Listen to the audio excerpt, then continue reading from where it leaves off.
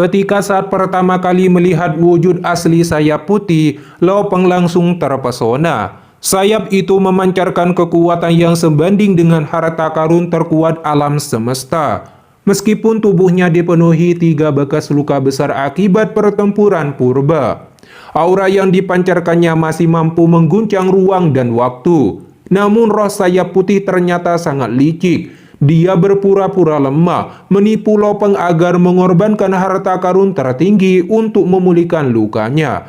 Bahkan dia melepaskan inti palsu agar Lopeng mengakuinya sebagai tuan, lalu berencana merebut sayap pembunuh Wu dan membunuh Lopeng dalam satu serangan. Untungnya sayap pembunuh Wu telah melahirkan roh mereka sendiri. Setelah menelusuri ingatan kuno yang tersisa dari perang besar masa lalu, mereka menemukan seluruh kebohongan sayap putih dan memperingatkan Lopeng. Saat itulah Lopeng menyadari bahwa satu-satunya cara menaklukkan artefak kuno itu adalah dengan kehendak seorang makhluk terkuat alam semesta. Selama lebih dari 1000 tahun dia berkultivasi di ruang sayap. Namun meskipun kehendaknya telah mencapai puncak penguasa alam semesta, dia masih gagal menundukkan sayap putih. Meskipun kecewa, Lopeng tidak memaksakan diri. Dia memilih menunggu hingga dirinya cukup kuat untuk benar-benar menaklukkan artefak legendaris tersebut.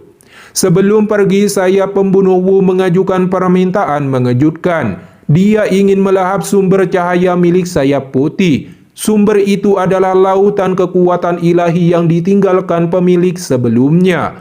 Alasan mengapa sayap putih jauh lebih kuat dibandingkan bagian sayap lainnya.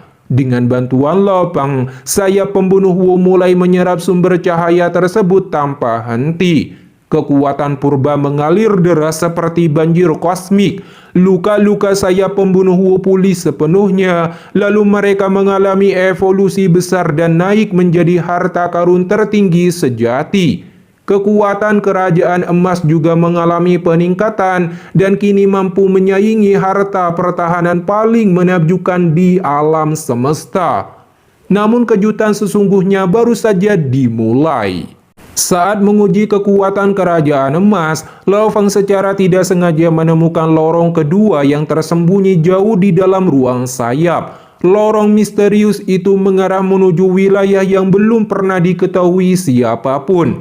Tempat yang kemungkinan menyimpan asal-usul sayap putih dan rahasia terbesar peninggalan kuno. Didorong oleh rasa ingin tahu eksplorasi, Lopeng mengendalikan menara bintang dan menerobos ke dalam kegelapan meskipun mengetahui bahaya yang menanti di depan. Di ujung lorong terbentang gua api raksasa yang luasnya melebihi 30 tahun cahaya. Suhunya begitu mengerikan hingga ruang tidak dapat diteleportasi. Sementara setiap butiran pasir di sana mengandung ruang unik yang dapat menelan kehidupan. Bahkan seorang penguasa alam semesta bisa binasa dalam sekejap.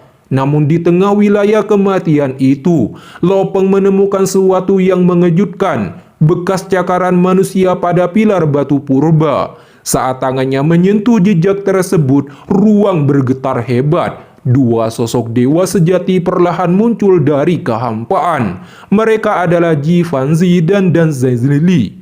Hanya bayangan yang mereka tinggalkan saja sudah memancarkan tekanan yang mampu mengguncang jiwa Lopeng.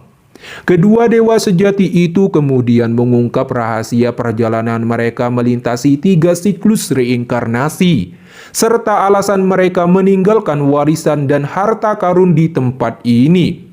Mereka tidak pernah yakin dapat bertahan hidup, sehingga meninggalkan petunjuk bagi generasi penerus agar warisan mereka tidak lenyap dalam waktu.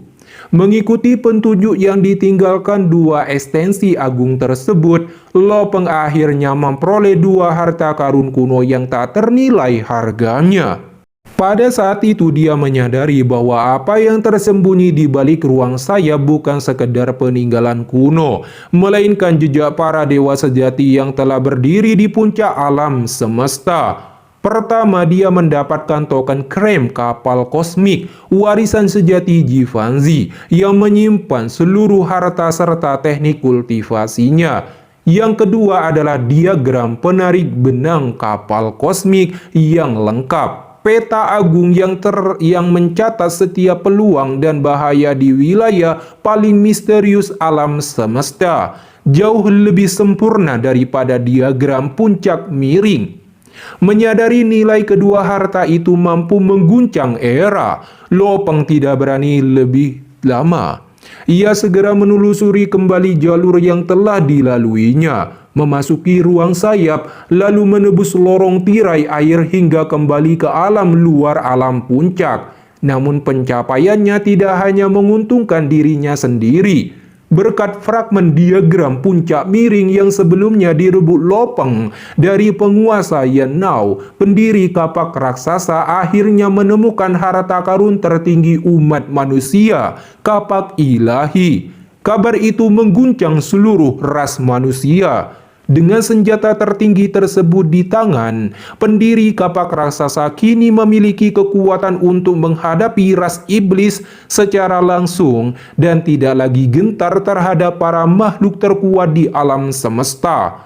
Sebagai tambahan, Lopeng tanpa ragu menyerahkan diagram penarik benang kapal kosmik yang lengkap kepada umat manusia. Satu penemuan telah melahirkan dua berkah besar, menyebabkan kekuatan seluruh ras manusia meningkat pesat. Sebagai penghargaan, pendiri kapak raksasa menghadiahkan 5.000 poin kontribusi dan membuka seluruh informasi rahasia yang dimiliki umat manusia mengenai kapal kosmik. Setelah mempelajari semuanya, Lopeng akhirnya memahami betapa mengerikannya wilayah itu. Bahkan para penguasa alam semesta pun bisa binasa kapan saja di sana. Namun bahaya tidak mampu menggoyahkan tekadnya. Demi memperoleh warisan dewa sejati Jiufanzi, Lopeng tetap memilih melangkah maju. Dengan menara bintang yang menekan langit dan armor kesensaraan yang melindungi tubuhnya, tatapannya menebus kedalaman kapal kosmik. Apa yang dicari orang lain dengan ketakutan akan dia rebut dengan tangannya sendiri.